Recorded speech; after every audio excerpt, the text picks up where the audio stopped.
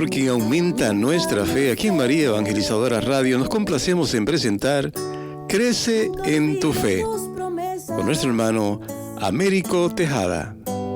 Que nunca olvide tus palabras, que Él lo crea, que no lo dude jamás. Saludos en este glorioso día y bendiciones a los radios creyentes que escuchan María Evangelizadora Radio, que están sedientos de la palabra de Dios. Les envío un saludo a su hermano Américo Tejada, de la parroquia San Simón Stack San José, que está localizada en el Bronx y pertenece a la Arquidiócesis de Nueva York. Estamos aquí todos los miércoles de 4 a 5 p.m. y los sábados de 9 a 10 a.m. hora de Nueva York. Si le quieren poner en contacto con su servidor, pueden llamarme al 1-718-933-5299 o mandarme un mensaje de texto por WhatsApp al 1-917-860-3678. En este segmento de estudio bíblico titulado Crece en tu Fe, estamos estudiando una obra titulada Jesucristo nuestro Salvador. La Iglesia Católica explica cuál es el proyecto de Dios para el hombre, cuando dice: Dios, infinitamente perfecto y bienaventurado en sí mismo, en un designio de pura bondad, ha creado libremente al hombre para hacerle partícipe de su vida bienaventurada. Esta realidad constituye una maravilla del amor de Dios que deberíamos tener siempre ante nuestros ojos y no olvidarla jamás. Sin embargo, parece que este mundo tan secularizado y autosuficiente no espera ni confía alcanzar una vida feliz, plena y eterna, y parece tener miras más cortas y materiales, como seguir el relativo bienestar que le puede proporcionar la ciencia, la técnica o el progreso humano. Un bienestar siempre temporal y caduco, de tal modo que la figura de Dios y de la vida eterna no está en el horizonte de ellos. Pero la Santa Madre Iglesia Católica nos dice que Jesucristo es el camino que Dios ha elegido para conseguir sus fines y superar todos los obstáculos. Él nos muestra aún más la maravilla de su amor misericordioso hacia nosotros. Con Jesús sí podemos alcanzar nuestro bien y felicidad para siempre. Estos estudios bíblicos pretenden facilitar un cierto conocimiento de la admirable riqueza y profundidad del misterio de Cristo. Vamos a comenzar este segmento con oración y lo hacemos en el nombre del Padre, del Hijo y del Espíritu Santo. Señor, que todo lo que hagamos este día inicie con tu bendición y termine con tu ayuda. Que todo lo que digamos este día sea motivado por tu amor e inspirado por tu gracia. Que nuestras obras de este día reciban tu inspiración y perduren en tu paz. Todas estas cosas, Padre Celestial, te las pedimos en el dulce y poderoso nombre de tu Hijo Jesús, que vive en la unión del Espíritu Santo, quien es Dios, por los siglos de los siglos. Amén. Los créditos de estudios públicos son dados al Padre Vicente Ferrer Barrientos, a la Vila de Jerusalén y a la hermana Evelyn Morán y su ministerio de música. En el último segmento anterior estamos dialogando un poquito sobre Lucas capítulo 3, versículo 3. Hermanos, aquí fue dirigida a Juan el Bautista la palabra de Dios destinada a todo el mundo. El lugar en el cual se predica esa palabra no son los palacios de las personas que se nombran como Pilato, Herodes, sino el desierto, que es el lugar vacío e inhabitable donde el hombre se encuentra la verdad de Dios. Solo su silencio es terreno adecuado para recibir su palabra. El desierto recuerda la experiencia fundamental del Éxodo, la salida de la la salida de la no identidad y de la esclavitud hacia la libertad y el servicio de Dios. En el desierto, hermano que me escuchas, no hay nada que uno posea más que otro. Necesariamente todos son iguales, sin bagajes que estorben. Lo que tienes de sobra te hace pesado.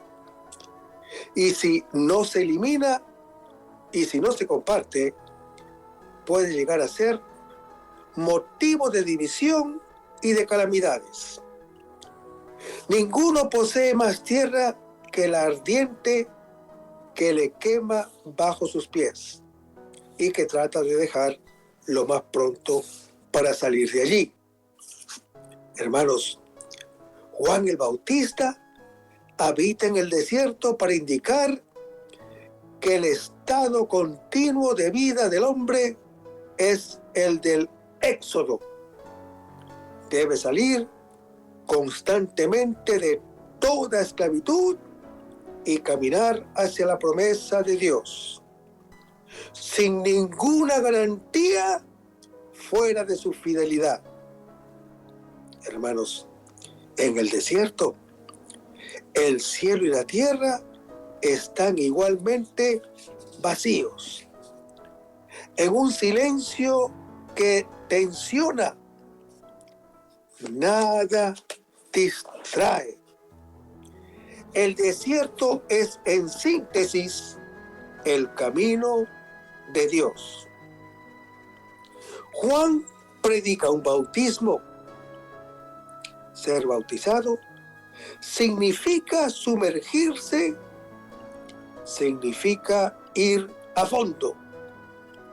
El bautismo indica este reconocimiento de la limitación propia de la criatura que se conoce como mortal, a la aceptación de la propia muerte simbólica que se expresa en la inmersión en el agua.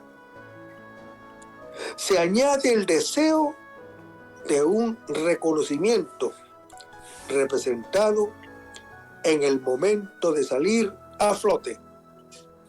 Por consiguiente, hermano que me escuchas, el bautismo es la aceptación de la muerte y al mismo tiempo su contestación en el deseo de la vida.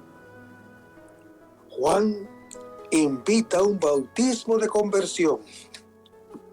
No se trata simplemente de un grito o de un rito. Implica realmente un cambio de mentalidad y de vida. Esta orientación va orientada hacia el perdón de los pecados. El hombre no puede expiar el pecado. De su parte es irreparable. En efecto, nuestro Dios quiere librarnos de todo mal y de toda culpa. El mal no se ha de expiar. El que nos ama nos perdona. El mal es vencido por el perdón, que es el don superior de su amor hacia nosotros. De tal modo que allí donde abundó el pecado, sobreabundó la gracia, como lo dice el apóstol Pablo en su epístola a los Romanos, capítulo 5. Hermanos, en el bautismo, Jesús es manifestado como Hijo de Dios y Mesías. El bautismo es una epifanía pública de Jesús, a la que constituye una revelación de la Trinidad.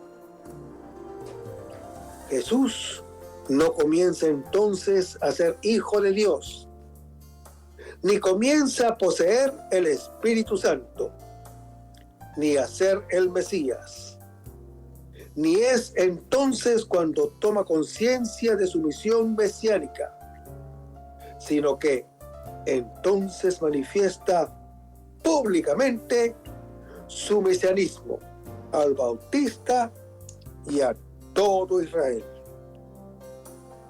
El bautismo constituye el comienzo del ministerio público de Jesús, como está en Hechos, capítulo 1, y constituye el momento en que el Señor comienza a enseñar abiertamente a las gentes, confirmando su doctrina con milagros.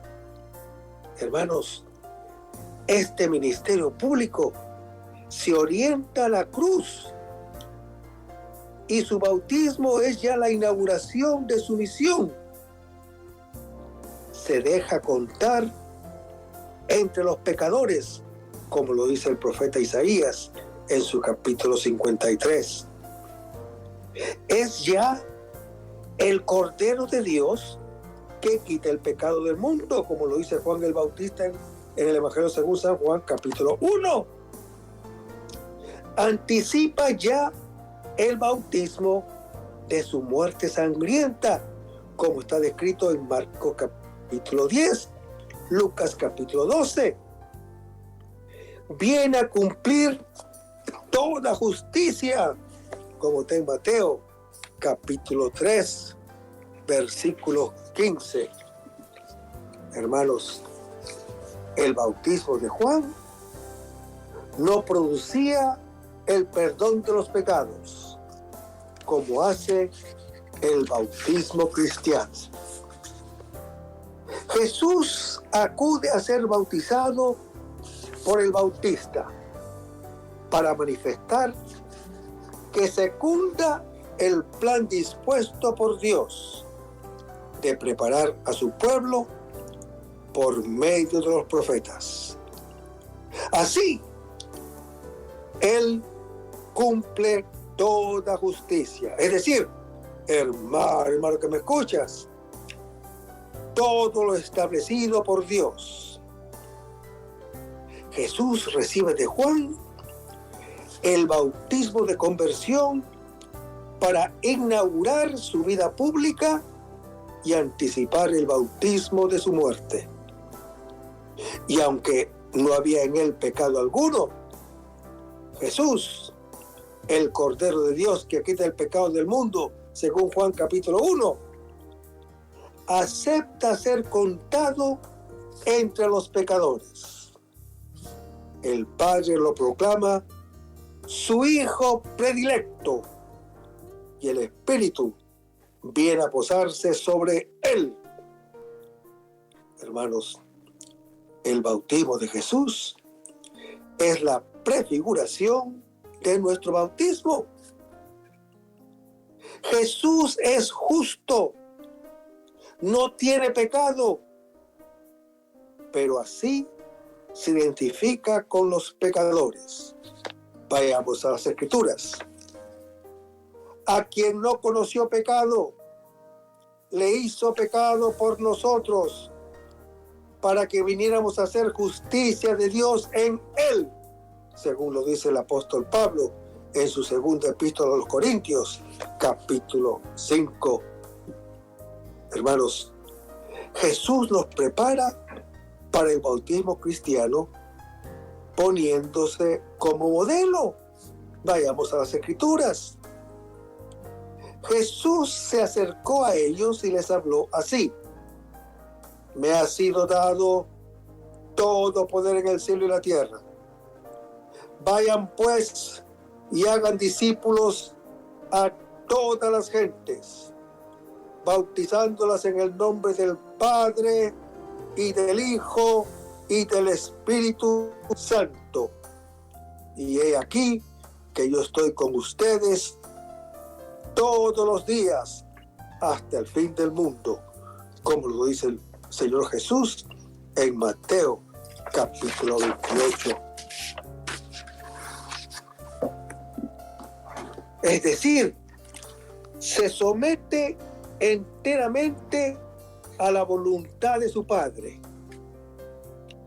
Por amor, acepta el bautismo de muerte para la remisión de nuestros pecados, como está en Mateo capítulo 26.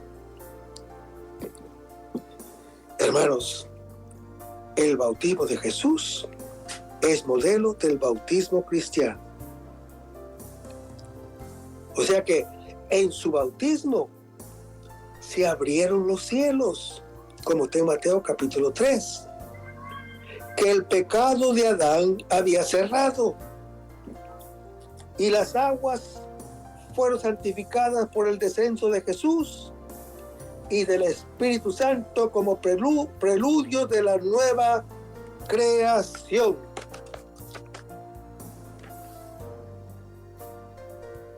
Efectivamente, nuestro bautismo se asemeja al de Jesús, pues cuando somos bautizados en el nombre de la Trinidad, somos hechos hijos de Dios en Cristo Jesús. El Espíritu Santo desciende sobre nosotros y se nos abre el acceso al cielo. Y Jesús es tentado en el desierto. Hermanos, inmediatamente después de su bautismo, Jesús es impulsado por el Espíritu Santo al desierto. Allí permanece en oración y sin comer durante 40 días. Al final de ese tiempo, Satanás le tienta y Jesús rechaza estos ataques, de modo que el diablo se aleja de él hasta el tiempo determinado, como está en Lucas capítulo 4. Las tentaciones se refieren a la naturaleza del mesianismo de Cristo.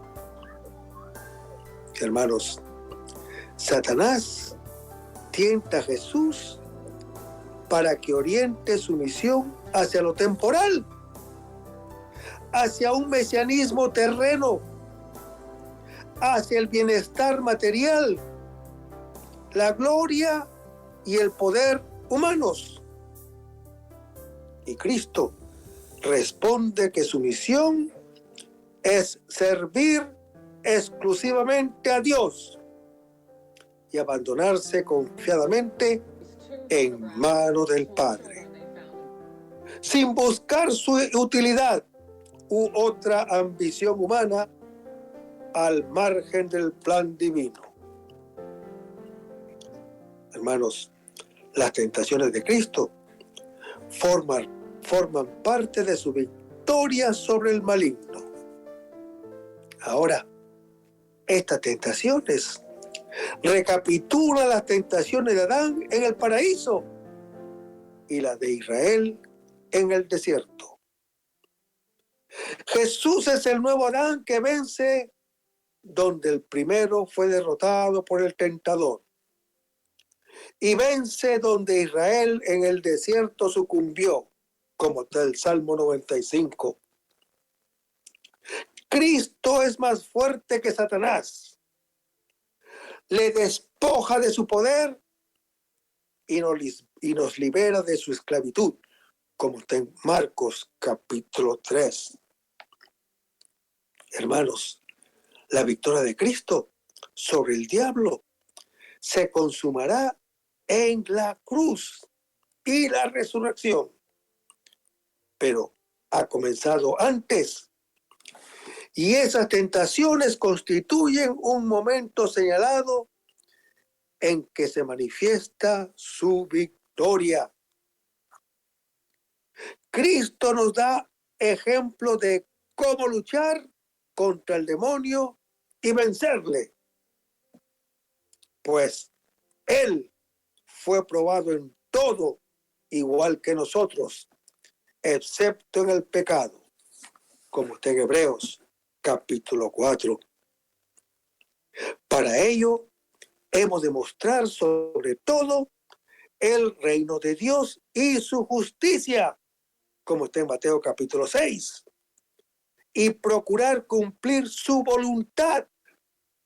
A la vez, hemos de eliminar el apego de los bienes materiales, la soberbia y la ambición. De este modo,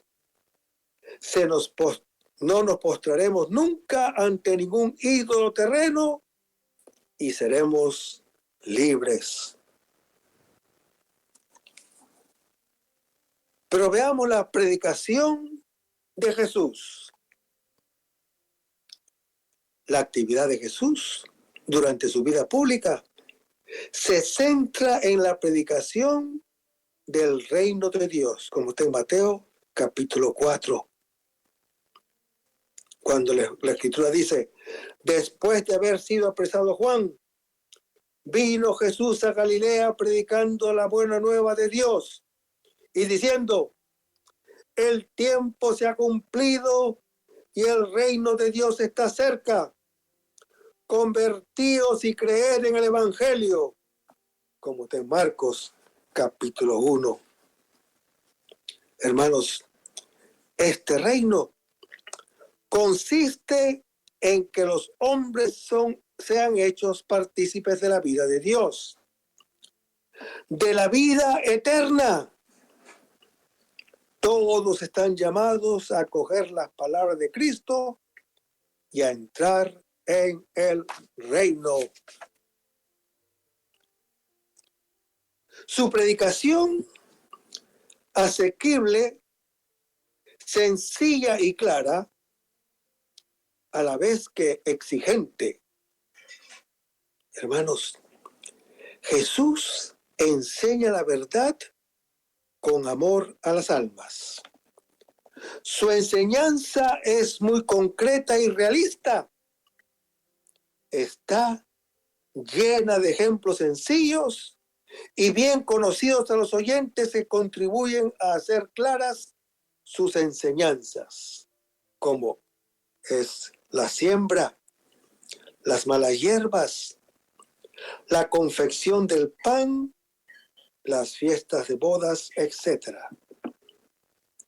Frecuentemente explica el misterio del reino de los cielos por medio de parábolas, como está en Mateo capítulo 13.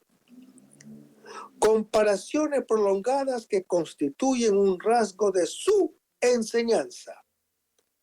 Por medio de ellas, invita al banquete del reino, como está en Mateo capítulo 22, versículo 1. Hermanos, los primeros invitados representan a Israel. Su rechazo del plan divino lleva consigo una nueva iniciativa de Dios, que ahora llama a todos los hombres a la iglesia. Esta es la parábola con rasgos alegóricos. Parece que Mateo ha combinado dos parábolas, una análoga a la de Lucas capítulo 14, donde los invitados al reino de Dios se excusan y no quieren ir. La otra es aquella cuya conclusión se encuentra al final de esta parábola, a saber, el hombre que responde a la invitación ha de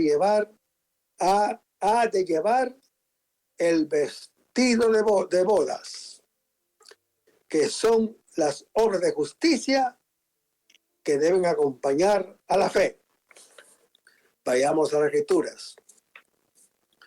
Porque les digo que si su justicia no es mayor que la de los escribas y fariseos, no entrarán en el reino de los cielos, como lo dice el Señor Jesús en Mateo capítulo 5.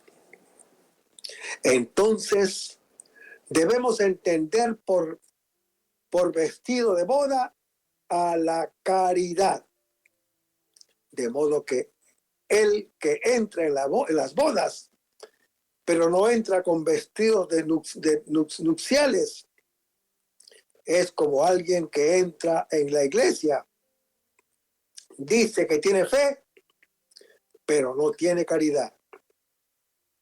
Su fe está muerta, según Santiago capítulo 2, donde él afirma que una fe sin obras no puede salvar. Esta enseñanza se encuentra en perfecta continuidad con las palabras de Cristo. Vayamos a las Escrituras. Todo el que me dice, Señor, Señor, no entrará en el reino de los cielos, sino el que hace la voluntad de mi Padre, que está en los cielos, como está en Mateo, capítulo 7. Y la Escritura dice, muchos son los llamados. Hermanos, se refiere a los pueblos, muchos, en este caso Israel, han sido invitados, pero unos pocos de ellos han respondido.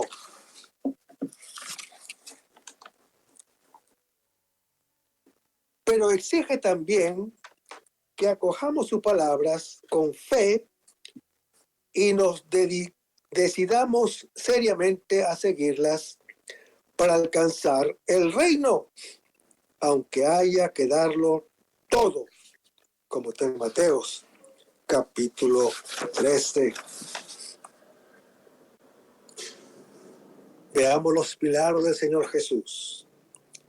Jesús acompaña su doctrina con milagros que la Escritura llama también signos, porque son hechos admirables y sobrehumanos que hacen referencia a otra realidad, que Dios Todopoderoso está con Jesús y que el reino está presente en él, como está en Lucas capítulo 7, versículo 18 al 23.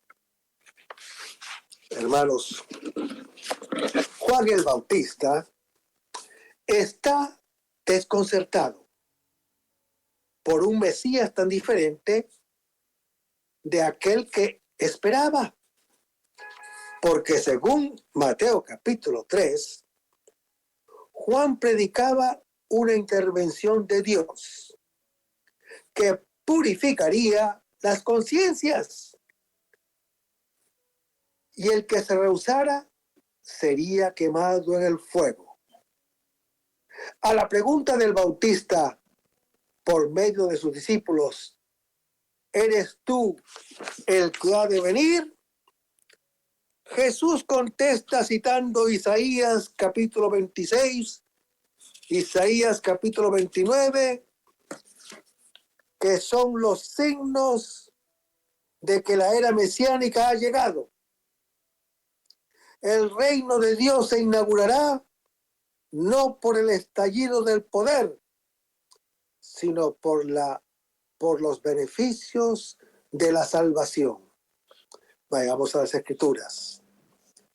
Le entregaron el volumen del profeta Isaías. Desenrolló el volumen y encontró el pasaje donde estaba escrito: el Espíritu del Señor sobre mí, porque me ha ungido para anunciar a los pobres la buena nueva. Me ha enviado a proclamar la liberación de los cautivos y la vista a los ciegos, para dar la libertad a los oprimidos y proclamar un año de gracia del Señor. Enrolló el volumen, lo devolvió al ministro y se sentó.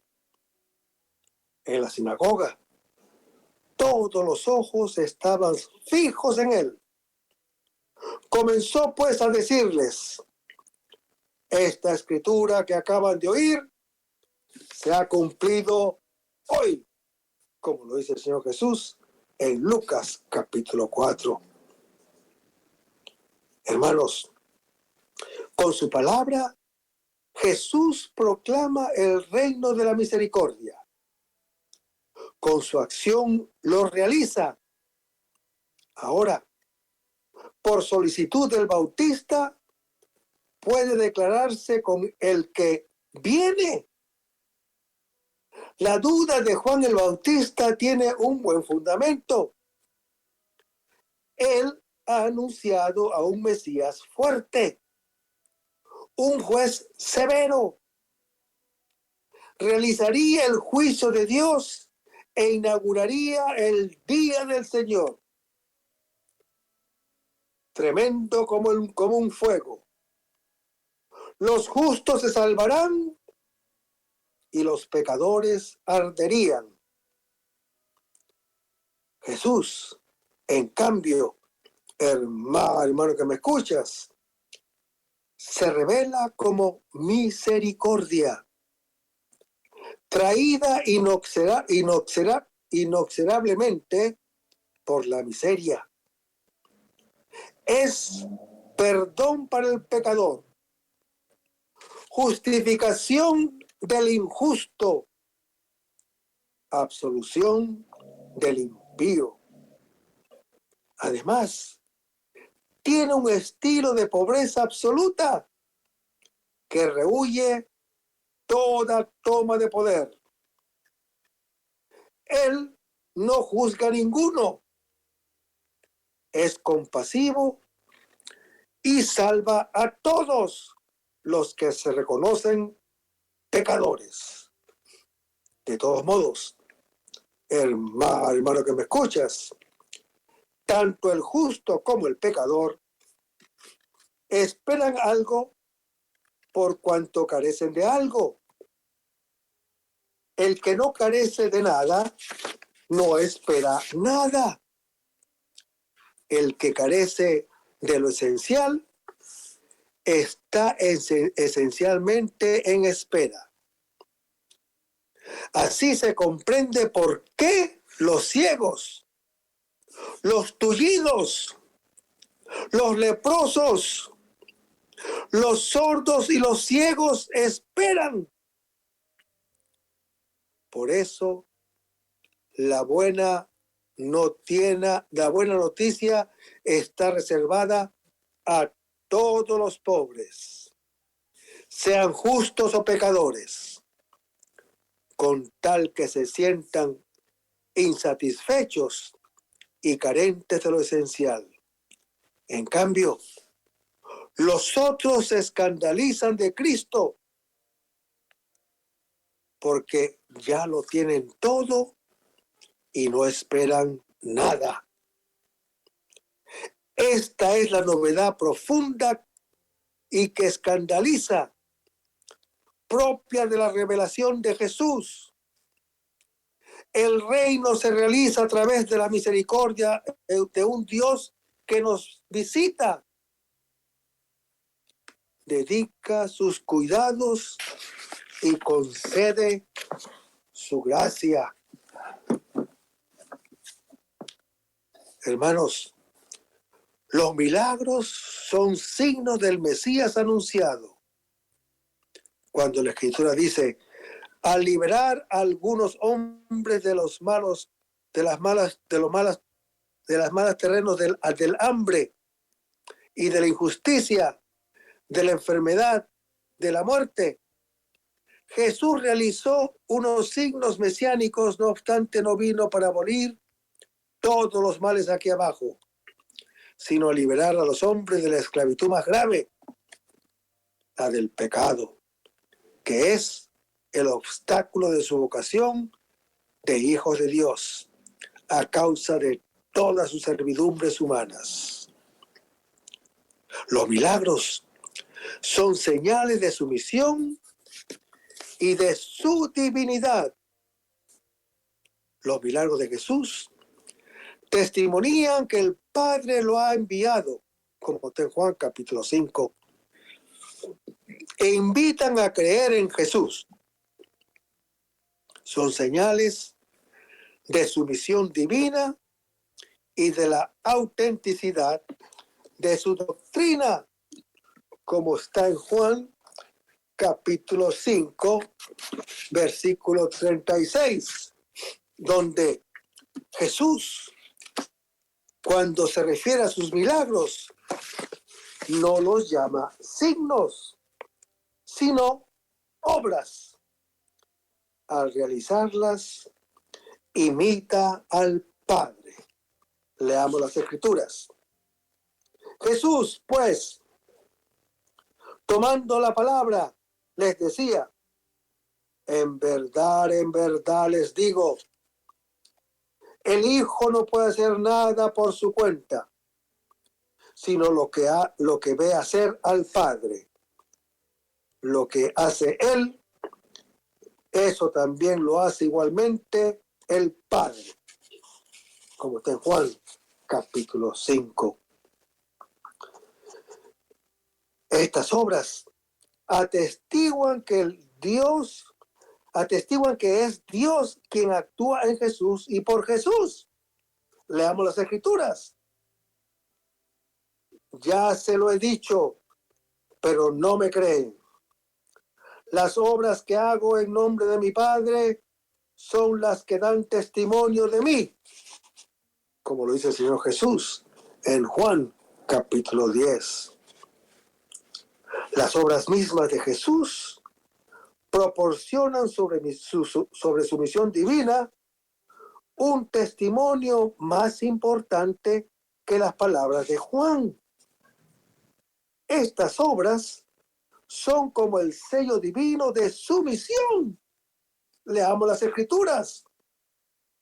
Obren no por el alimento perecedero, sino por el alimento que permanece para la vida eterna, el que les dará el Hijo del Hombre, porque a este es a quien el Padre, Dios, ha marcado con su sello, como está en Juan capítulo 6.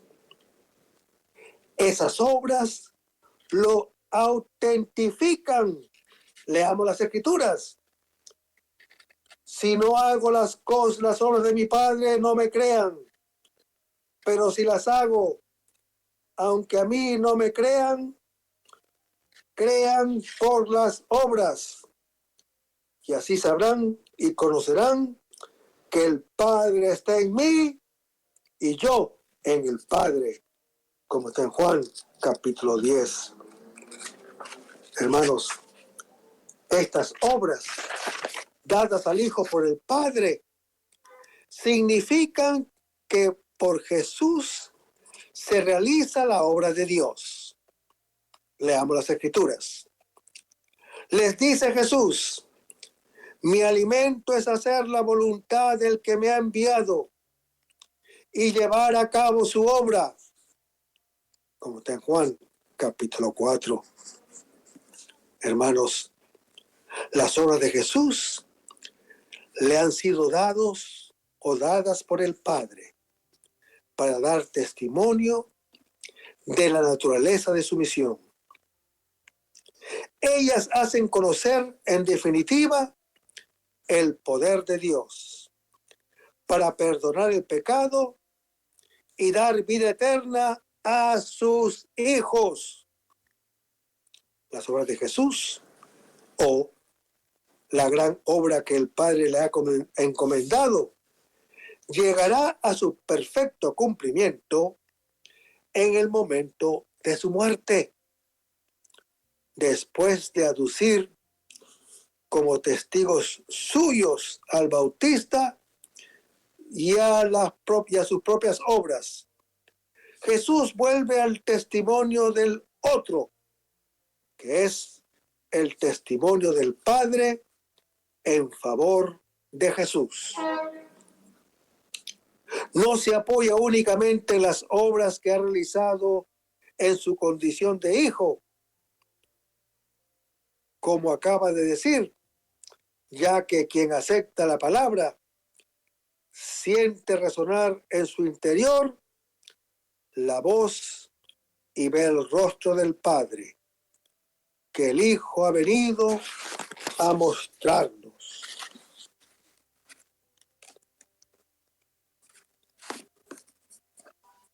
Y aún más, hermano que me escuchas, testimonían que Él es Hijo de Dios, como está en Juan capítulo 10,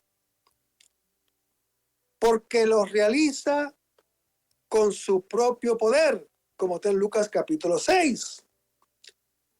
Poder divino común con Dios Padre, como está en Juan capítulo 14. Hermanos, los milagros son comienzo y signos de la liberación definitiva. Los milagros, de modo especial, la expulsión de los demonios, constituyen la derrota del reino de Satanás. Cuando dice la Escritura, si por el Espíritu de Dios expulso yo los demonios, es que ha llegado a vosotros el reino de Dios, como está en Mateo capítulo 12. Hermanos, los milagros anticipan la gran victoria de Jesús sobre el príncipe de este mundo, que será definitivamente establecida con la cruz. Pero vayamos a Juan capítulo 12, versículo 31. Hermanos, en la hora en que el nombre del Padre es glorificado en el Hijo, en la hora en que el hombre conoce el amor de Dios por el mundo, se lleva a cabo el juicio que denuncia la mentira del príncipe de este mundo, que es Satanás. Que el Señor lo reprenda donde esté, que es principio de mentira y de muerte, que se ha hecho príncipe de este mundo de tinieblas, suplantando al principio de verdad y de vida, pues él es ahora expulsado y vencido en presencia del Hijo del Hombre elevado. Cesa la mentira que nos ha hecho huir de Dios. Encontramos por fin en el amor del Hijo, que es el mismo del Padre, la fuente de nuestra vida. El reinado de Satán sobre el mundo es suplantado por el reinado de Cristo. Leamos las Escrituras. En lo referente al juicio, porque el príncipe de este mundo está juzgado, como dice el Señor Jesús en Juan capítulo 16. Ahora, hermano que me escuchas, estos reinados hay que entenderlos desde una perspectiva ética. El de Satán está dominado por la mentira, por el mal, por la muerte. Vayamos a las Escrituras. Ustedes son de su padre el diablo y quieren cumplir los deseos de su padre. Este era homicida desde el principio y no se mantuvo en la verdad, porque no hay verdad en él. Cuando dice la mentira, dice lo que le sale de dentro, porque es mentiroso y padre de la mentira, como está en Juan capítulo 8. El reinado de Cristo es impulsado por el amor y comunicación de vida. Leamos las Escrituras. En verdad les digo, el que escucha mi palabra y cree en el que me ha enviado, tiene vida eterna y no incurre en juicio, sino que ha pasado de la muerte a la vida, como nos lo dice el Señor Jesús en Juan capítulo 5. Hermanos, Por una parte, este mundo, entendiendo por ello el conjunto de criaturas rebeldes a Dios y a su enviado, según Juan capítulo 7, pues ellos incurren en la condenación. Y no es que Jesús condene al mundo, pues el Hijo ha sido enviado para salvarlo, según Juan capítulo 3, sino que el mundo se juzga y se condena a sí mismo al no aceptar al Señor Jesús. Leamos las Escrituras. Y dijo Jesús: para un juicio he venido a este mundo, para los que no ven, vean, y los que ven se vuelvan ciegos, como está en Juan capítulo 9. Pero esa condenación la sufre en primer término el príncipe de este mundo, es decir, Satanás, el enemigo de Dios y de su enviado, según Juan capítulo 16, que está en la base y fuente de todo mal. La muerte de Jesús acarreará la derrota definitiva de Satanás. Esta derrota, podemos decir, existe en principio, pero su actualización debe ser una obra gradual, a través de todas las generaciones. Vayamos a las Escrituras.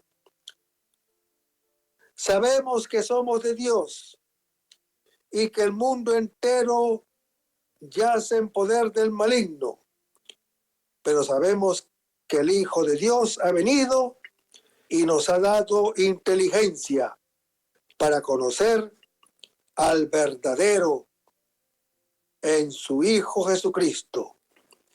Este es el Dios verdadero y la vida eterna, como está en Primera de Juan, capítulo 5.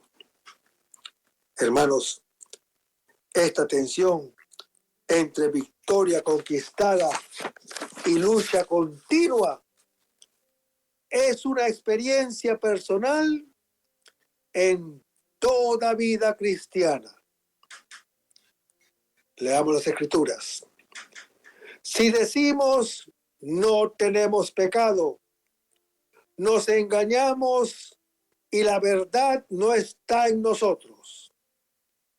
Si reconocemos nuestros pecados, fiel y justo es Él para perdonarnos los pecados y purificarnos de toda injusticia. Si decimos no hemos pecado, le hacemos mentiroso y su palabra no está en nosotros, como está en Primera de Juan, capítulo 1. Pues todo lo nacido de Dios vence al mundo. Y esta es la victoria que vence al mundo, nuestra fe. ¿Quién es el que vence al mundo sino el que cree que Jesús es el Hijo de Dios? Como está en Primera de Juan, capítulo 5.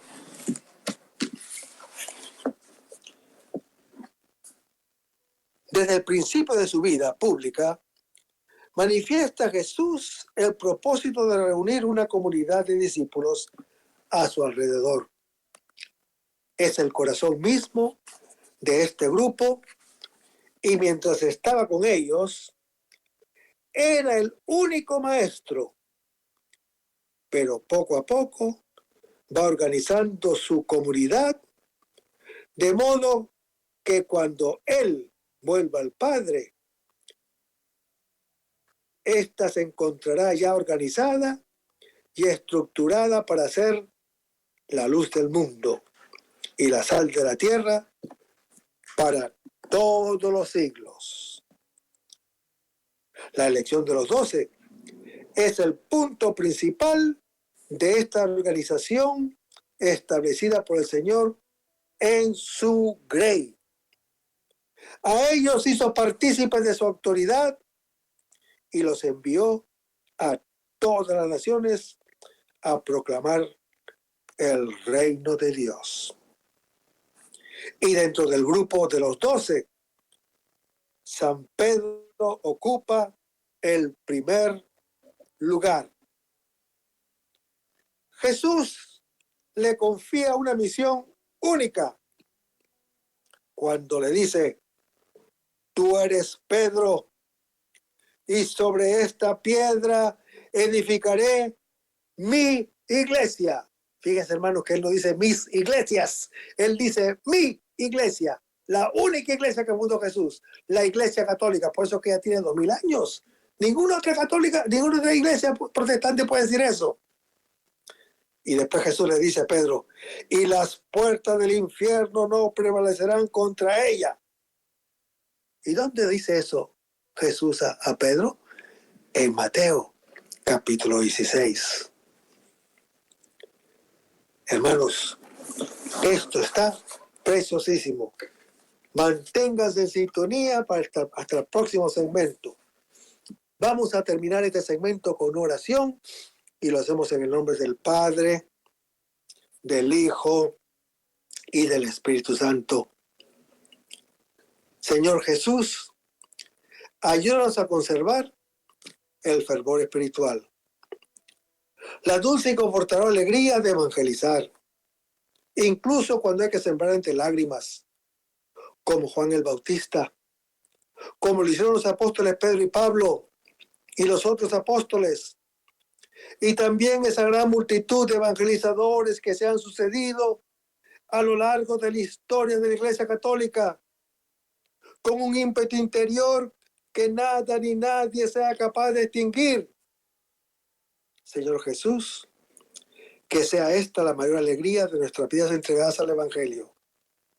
Y ojalá que el mundo actual pueda así recibir la buena nueva de tu Evangelio, porque tenemos la tarea de anunciar el reino de Dios y de implantar tu iglesia en este mundo que todavía no te conoce.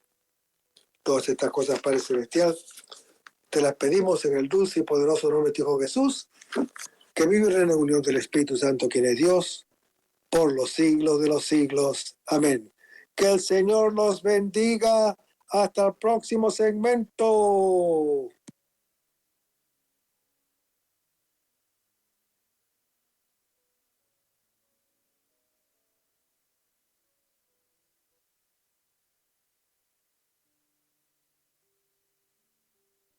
Aumenta mi fe, Señor, aumenta mi fe.